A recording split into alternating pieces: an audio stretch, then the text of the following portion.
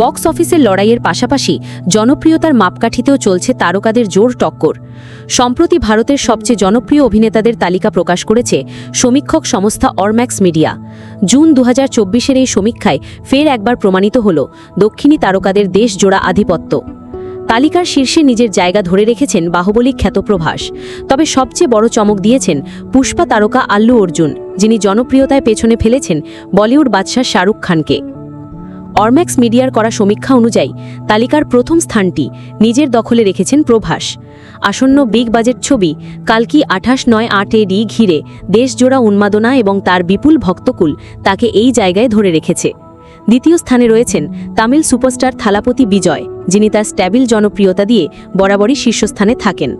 তবে সবচেয়ে বড় চমক এসেছে তালিকার তৃতীয় স্থানে। পুষ্পাদার রুল মুক্তির আগেই আকাশচুম্বী জনপ্রিয়তা নিয়ে আল্লু অর্জুন উঠে এসেছেন 3 নম্বরে। এর ফলে এক ধাপ পিছিয়ে চতুর্থ স্থানে নেমে গেছেন শাহরুখ খান। গত বছর জওয়ান এবং ডানকির মতো ব্লকবাস্টার হিট দিয়েও কিং খান শীর্ষ 3-এ নিজের জায়গা ধরে রাখতে পারেননি। এই তালিকার 5ম থেকে 8ম স্থান পর্যন্ত দক্ষিণী তারকাদের জয় জয়কার। এই স্থানগুলিতে রয়েছেন যথাক্রমে অজিত কুমার, মহেশ বাবু, জুনিয়র এনটিআর এবং রামচরণ। বলিউডের প্রতিনিধি হিসেবে 9ম স্থানে রয়েছেন অক্ষয় কুমার। তার ধারাবাহিক কাজ ও ভিন্নধর্মী চরিত্রে অভিনয় তাকে সেরা 10-এর তালিকায় টিকিয়ে রেখেছে। তালিকার 10ম স্থানে উঠে এসেছেন অভিনেতা নানি, যিনি দাসরা এবং হাই নান্নার মতো ছবিতে দুর্দান্ত অভিনয়ের মাধ্যমে সর্বভারতীয় স্তরে প্রশংসা কুড়িয়েছেন।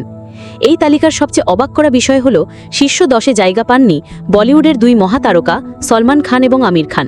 তাদের অনুপস্থিতি বলিউডের বর্তমান পরিস্থিতি নিয়ে নতুন করে আলোচনার জন্ম দিয়েছে।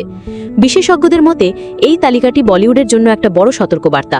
দক্ষিণী সিনেমার ক্রমবর্ধমান প্রভাব এবং তাদের তারকাদের আকাশচুম্বী জনপ্রিয়তা প্রমাণ করে যে দর্শকদের রুচি বদলাচ্ছে এবং কন্টেন্টই এখন শেষ কথা।